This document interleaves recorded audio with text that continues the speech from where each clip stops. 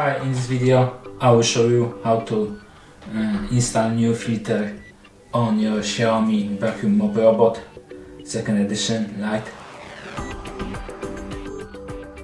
To start, open the flap on the front cover and pull out dust bin.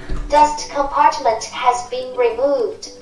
And now you need to pull from this side with this arrow, and this is how you remove the dust filter.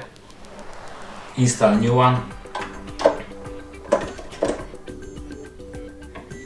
Press it like that and pull.